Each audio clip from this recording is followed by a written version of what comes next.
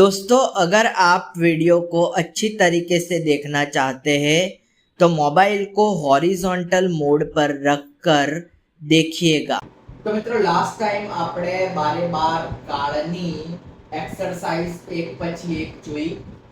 હવે 12 કાળ પૂર્ણ થઈ ગયા છે અને હવે આપણે એક એક્સરસાઇઝ જોવાની છે જેની અંદર આપણે વાક્યને ઓળખવાનું છે કે આ વાક્ય કયા કાળનું છે।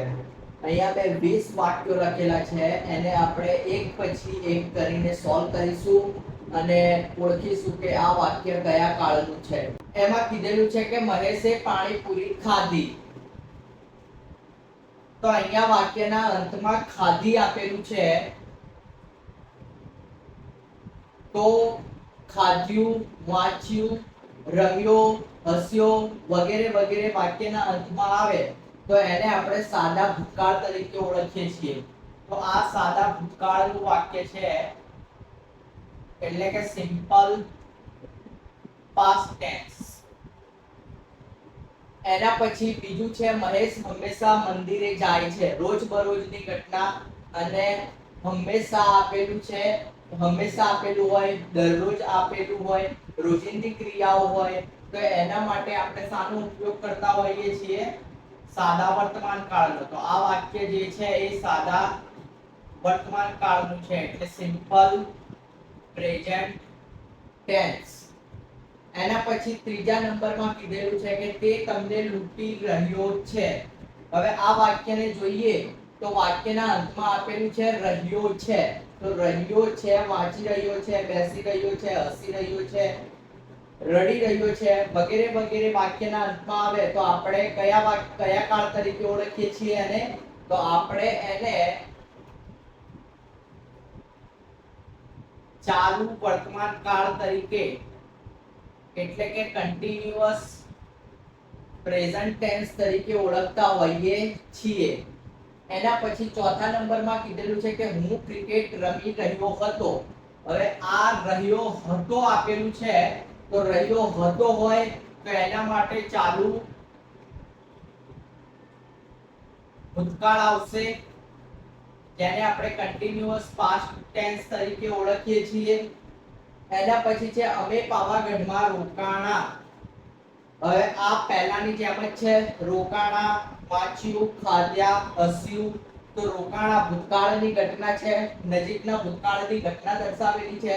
અમે પાવાગઢમાં રોકાણા તો આ કયા કાળનું વાક્ય થશે?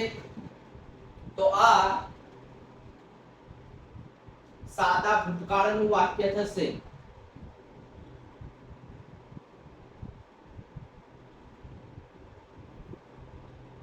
એના પછી છઠ્ઠા નંબરમાં છે કે મારી મોટી બહેન અલગ રહે છે।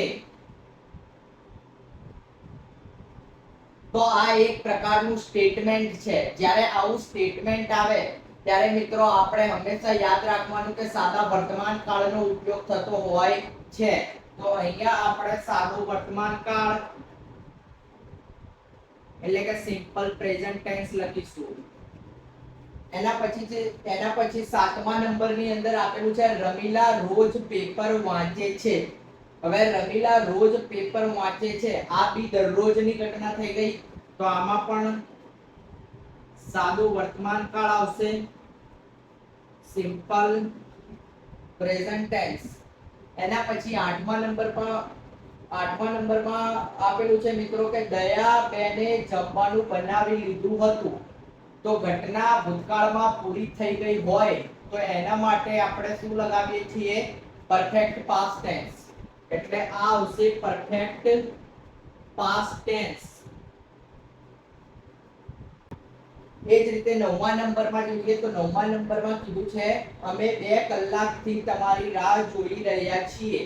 ભૂતકાળમાં ઘટના ચાલુ થઈ છે, ભૂતકાળમાં ક્રિયા ચાલુ થઈ છે અને હજુ પણ ચાલી રહી હોય તો એ ચાલુ પૂર્ણ વર્તમાન કાળની અંદર આવે। તો અહીંયા કીધેલું છે કે અમે 2 કલાકથી તમારી રાહ જોઈ રહ્યા છીએ તો એના માટે આવશે કન્ટિન્યુઅસ પરફેક્ટ પ્રેઝન્ટ ટેન્સ એટલે ચાલુ પૂર્ણ વર્તમાન કાળ।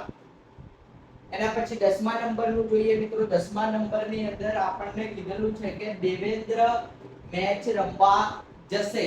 તો દેવેન્દ્ર મેચ રમવા જશે એવું આપેલું છે. તો અહીંયા આપણે વાક્યને જોઈએ તો આપણને આઈડિયા આવે છે કે વાક્ય ભવિષ્યકાળનું છે. રમવા જશે એમ કીધેલું છે, ભવિષ્ય તરફ નિશાની કરે છે. માટે આ વાક્યને આપણે કયા કાળ તરીકે ઓળખીશું? સાદા ભવિષ્યકાળ.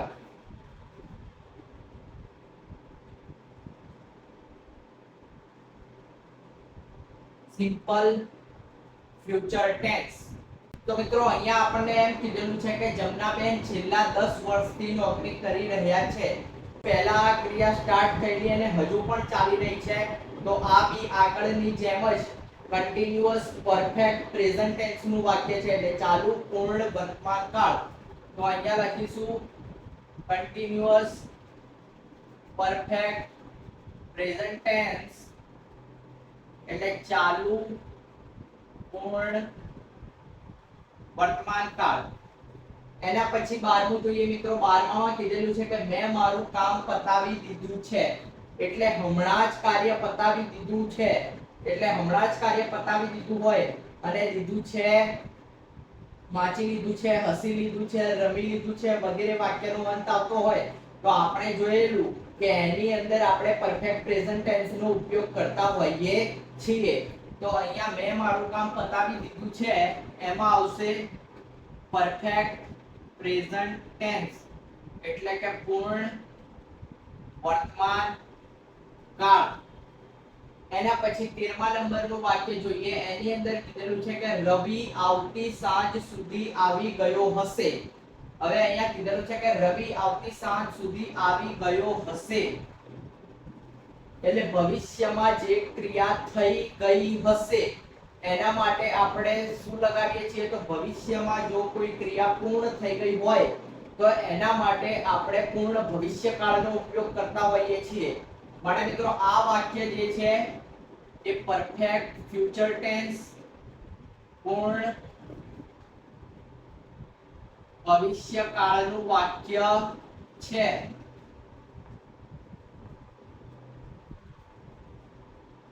એના પછી 14મા નંબરનું જોઈએ. તો 14મા નંબરમાં કીધેલું છે કે પ્રિયંકાએ મૌન વ્રત તોડ્યું. હવે આ જોઈને તરત જ આપણને આઈડિયા આવી જશે કે આ જે વાક્ય છે એ સાદા ભૂતકાળનું વાક્ય છે, સિમ્પલ પાસ્ટ ટેન્સ. એના પછી 15મું જોઈએ. તો 15માં કીધેલું છે કે દિલીપભાઈ ગરબા ગાઈ રહ્યા હશે. ભવિષ્યમાં કોઈ ક્રિયા ચાલી રહી હશે. તો ભવિષ્યમાં કોઈ ક્રિયા ચાલી રહી હોય એના માટે આપણે કયા કાળનો ઉપયોગ કરીએ છીએ? કન્ટિન્યુઅસ ફ્યુચર ટેન્સ એટલે કે ચાલુ